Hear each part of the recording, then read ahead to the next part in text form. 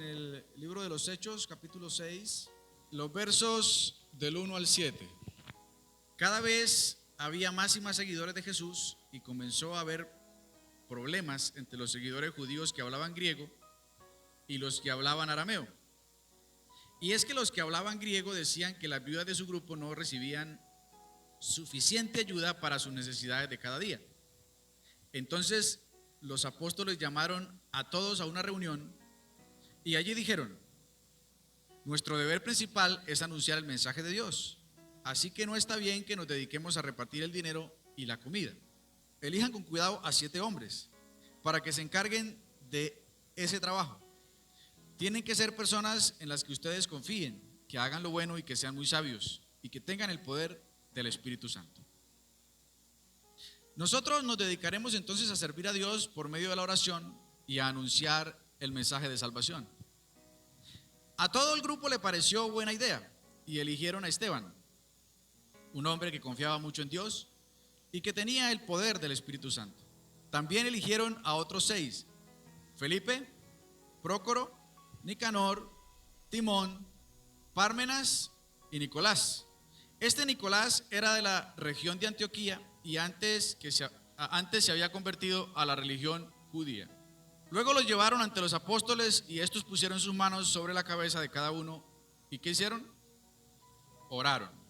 Los apóstoles siguieron anunciando el mensaje de Dios, por eso más y más personas se convirtieron en seguidores de Jesús y muchos sacerdotes judíos también creyeron en él. Amén.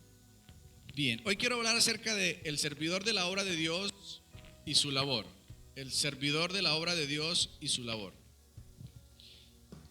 Le titulé así a pesar de que tal vez alguien pudiera llegar a pensar que el mensaje es excluyente por cuanto el servidor de la obra de Dios y tal vez algunos no sienten que son parte de los servidores de la obra del Señor. Entonces yo dije, de pronto alguien puede sentir que está excluido, pero la situación no es esa. La situación es más bien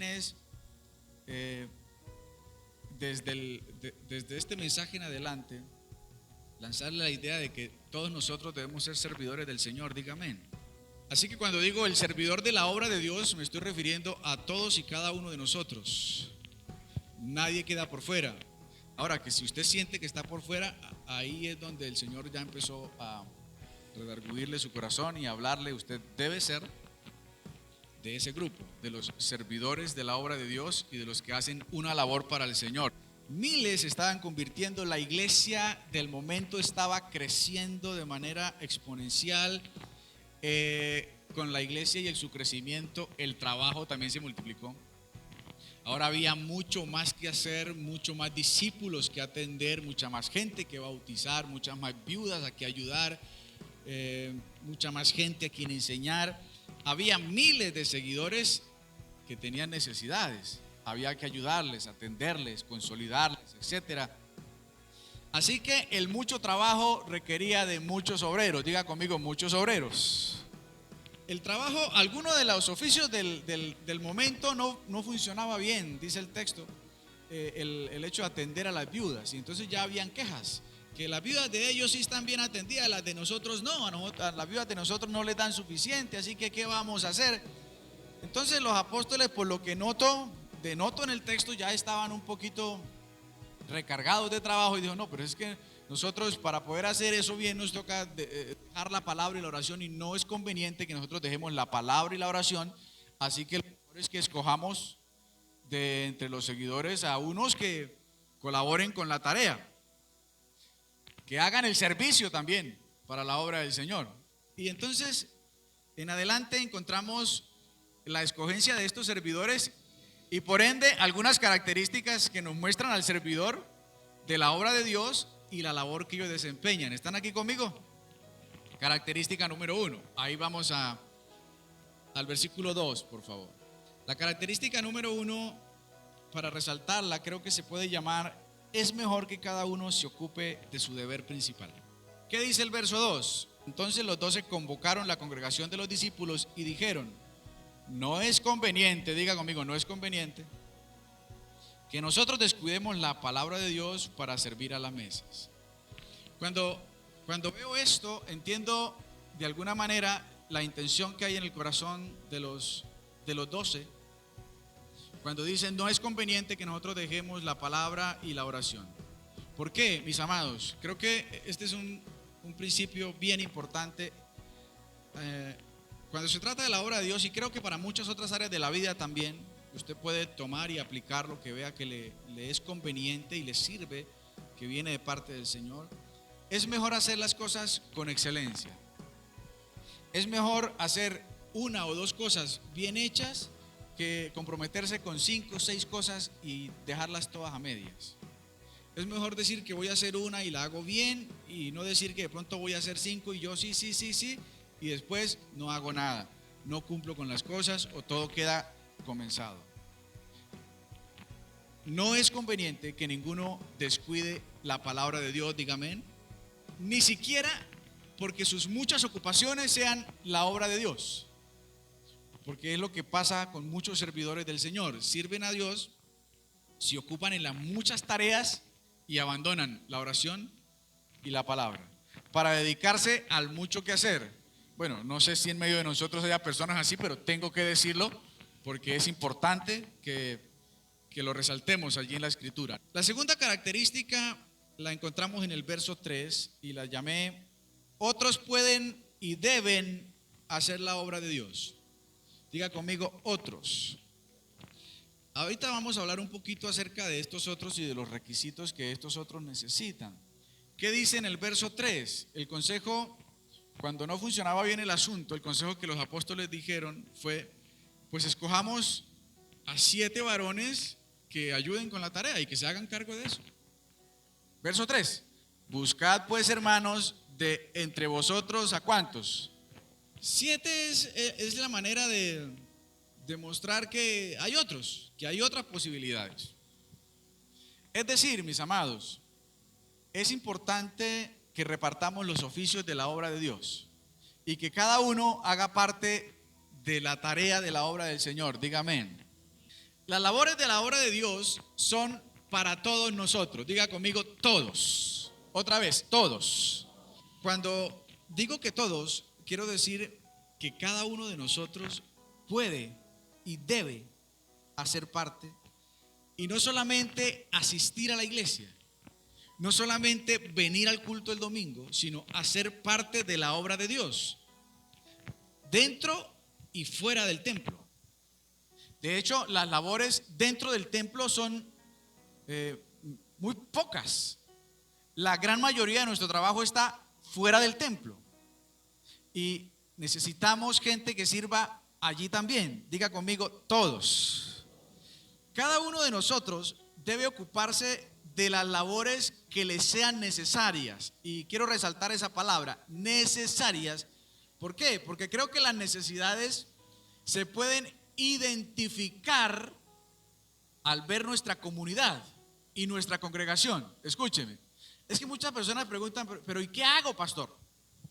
¿Qué hago? ¿Qué puedo hacer? Yo le digo: vea, las necesidades de la obra del Señor están a la vista. Solamente hay que ver alrededor y empezar a detallar, bueno, qué hace falta, qué necesita la iglesia, qué necesita la comunidad afuera, y vamos a empezar a hacer, a suplir esa necesidad. ¿Y dónde me voy a vincular yo? En las cosas que son necesarias. ¿Dónde voy a empezar a servir? Donde se necesita. Se requieren maestros de la palabra. Se requieren hermanos dispuestos a discipular y consolidar a las personas nuevas que van llegando a la iglesia. Se requieren predicadores evangelistas. Voy a resaltar eso. Evangelistas dispuestos a hacer la obra de evangelismo, ya sea en la calle, ya sea en un grupo pequeño, ya sea en los buses, por las casas, etcétera, pero que hagan la obra evangelista. Se necesitan hermanos que deseen y estén dispuestos a hacer labores de misericordia. Por eso es importante resaltar lo que dijeron los apóstoles. Es que no podemos abandonar la palabra y la oración. Escojan entre ustedes a otros 7. Diga conmigo, otros. Característica número 3. Acompáñenme al verso 3, por favor. A esta la llamé los requisitos o algunos requisitos para los servidores.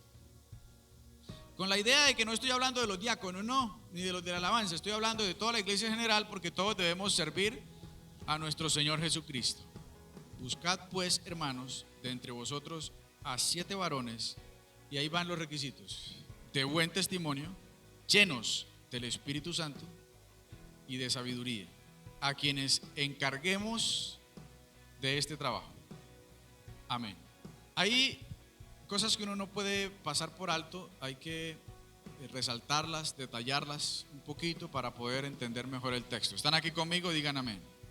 Deben haber hermanos de entre vosotros, es decir, gente que haga parte realmente comprometida de la iglesia. Cuando la Biblia nos dice, o el discípulo aconseja, hermanos de entre vosotros, estamos diciendo que haga parte real y comprometida de la iglesia. La iglesia no es una empresa, la iglesia no es un local comercial. Por lo tanto, el servicio dentro de la obra del Señor es para quienes hacen parte de la obra del Señor y no para quienes están fuera de la obra del Señor. No es externo el servicio. ¿Por qué, pastor? Esto es como muy excluyente, como no es así. Lo que pasa es que para ser parte del servicio, por lo menos lo que se hace dentro del templo o que se dirige desde aquí puntualmente, necesita de cierta preparación bíblica, y naturalmente que la gente de afuera no tiene esa preparación bíblica. Necesitamos prepararnos bíblicamente para lo que estamos haciendo. Además, necesitamos capacitaciones especiales para, ¿sí?, hacer ciertos niveles de capacitación para poder ejercer un servicio dentro de la iglesia. ¿Por qué? Porque si no se hace esto, entonces en lugar de edificar con lo que hacemos, podemos llegar a destruir con lo que queremos hacer. ¿Sí me estoy haciendo entender? Por eso es necesario, y la Biblia nos dice, escojan gente de entre vosotros, dice el discípulo. No de fuera, sino de entre vosotros. Mis amados, resalta también el texto que es conveniente que sean hermanos de buen testimonio. ¿Qué quiere decir de buen testimonio? Una persona de buen testimonio no es una persona perfecta en el sentido de que jamás nunca se ha equivocado, jamás nunca se equivoca ni jamás nunca se equivocará. No, más bien se refiere a personas que son firmes en el evangelio y que además de eso son personas de ejemplo para alguien, para algunos, y específicamente y sobre todo en el área en la que van a laborar. Son personas de ejemplo en esa área, personas dignas de ser imitadas, personas que no solo saben qué hay que hacer, sino que además también hacen lo que saben que hay que hacer. Personas de buen testimonio. Los servidores del Señor, en cuanto a las características, preferiblemente que sean hermanos que gocen de la confianza de otros hermanos.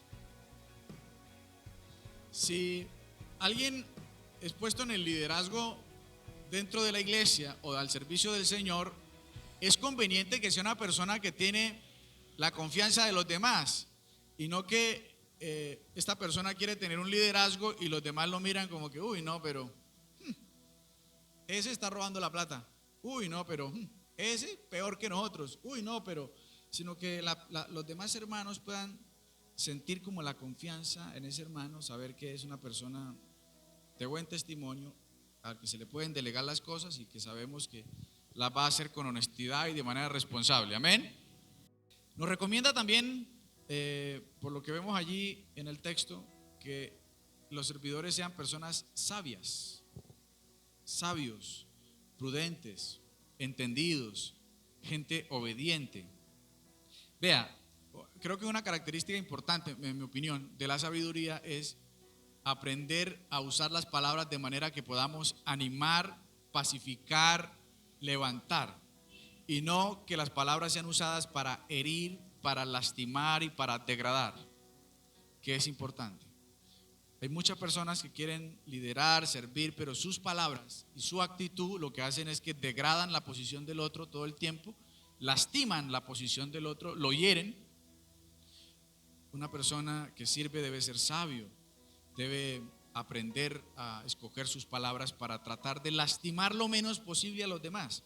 No falta que alguien se ofenda, porque hasta el Señor Jesucristo ofendió a muchos cuando habló, pero hay que tratar de encontrar esa sabiduría para hablar de la manera más prudente y edificante posible.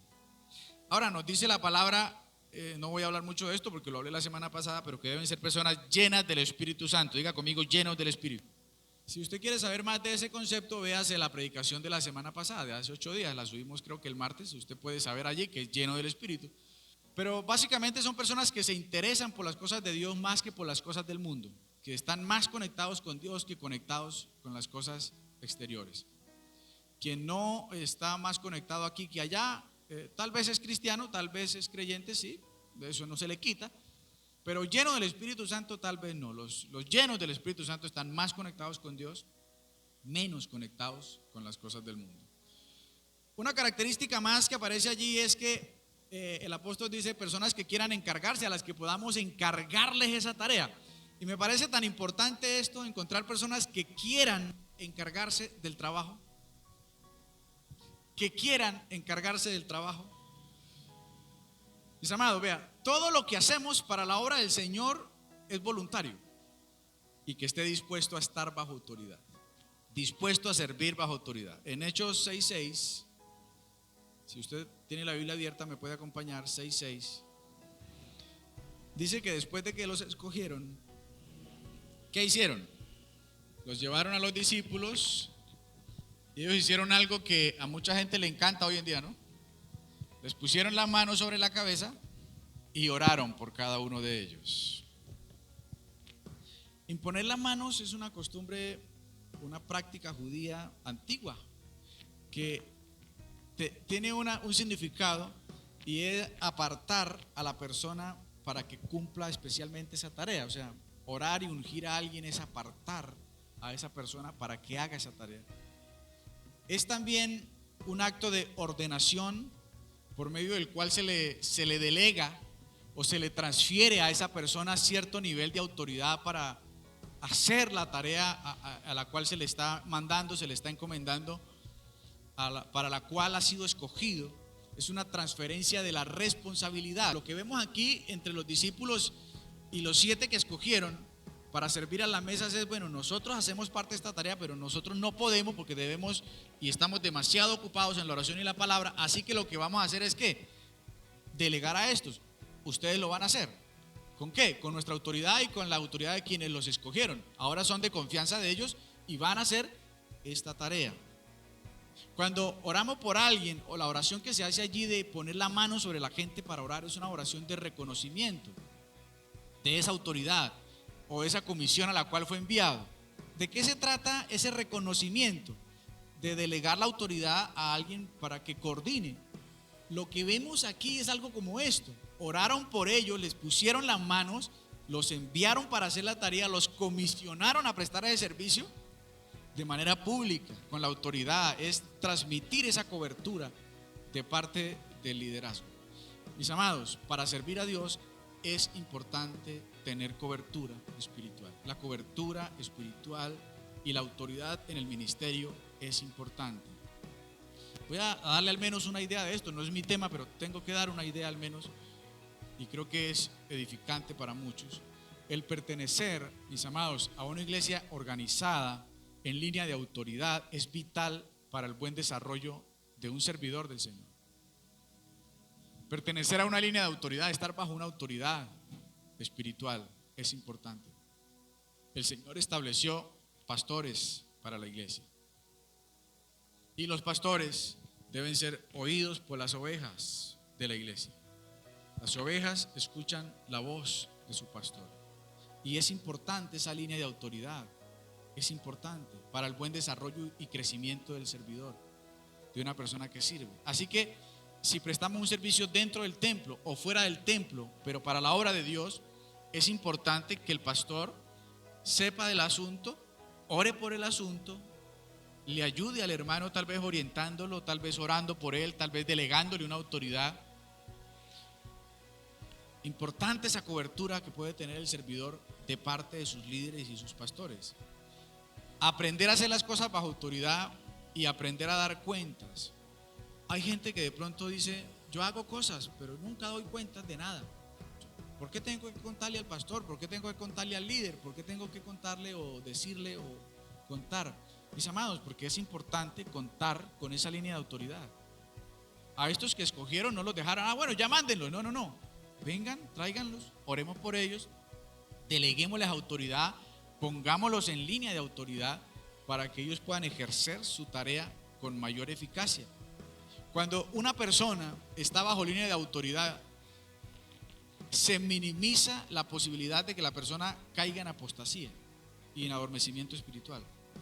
Cuando en algún momento, tal vez todas las iglesias surgen de manera independiente y empiezan a crecer y se forman una organización, como la Iglesia Cristiana Cuadrangular, más de 70 años en Colombia, tal vez. Creo que celebramos 50 años hace el año pasado o el antepasado, aquí, 50 años de Iglesia Cuadrangular en Oca. Toda una organización con una línea de autoridad, con unas jerarquías espirituales y administrativas para dirigir la iglesia. Pero cuando una iglesia es totalmente independiente y no hay una línea de autoridad, sino que el que manda es uno, el que dispone es uno, el que dice es uno, y no hay consejo de ancianos, no hay concilio, no hay dirección de otros, sino todo lo que uno diga. La situación es que cuando no hay línea de autoridad, ese uno seguramente pronto va a caer en decadencia espiritual y en error, en apostasía, en herejías, porque no hay quien le ayude, quien lo oriente, quien lo dirija, quien le dé un consejo, quien le dé una autoridad. La palabra dice que en el consejo de muchos se halla la sabiduría del Señor, en el consejo de los ancianos. Para que una persona no se desvíe, debe estar bajo línea de autoridad. Entonces, si una persona quiere seguir a Cristo, pero no quiere congregarse en ningún lugar, no estar sujeto a ninguna misión, a ninguna iglesia, sino ser llanero solitario, no está bajo línea de autoridad, no está bajo la cobertura espiritual de nadie. Es muy probable que esa persona caiga pronto en apostasía y se salga del camino de la verdad de Cristo, porque no está bajo una línea de autoridad. Es importante que un servidor, que se supone somos todos, diga amén, estemos bajo línea de autoridad en el Señor. 3 características importantes acerca del servidor y la obra de Dios: que cada uno se ocupe de su deber, pero que cada uno se ocupe.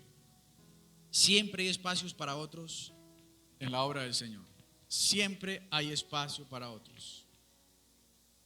Si usted espera a que el hermano Lucho deje de tocar la guitarra para usted venir a aprender y a querer ayudar con la guitarra, tal vez eso no suceda y puede que no suceda pronto. ¿Qué más nos queda? Es importante y necesario llenar los requisitos de un servidor. Para quienes están sirviendo, mis amados, ahí les lanzo esta. Y para quienes no están sirviendo, no me vaya a decir que no va a servir y que no va a hacer nada. Usted debe ocuparse en la obra de Dios. Para quienes ya lo hacen, hagan la obra con excelencia. Para quienes todavía no lo hacen, súmense a la obra del Señor. Hagan parte de, hagan algo. Actívense para servir. Aquí, dentro del templo, y allá, fuera.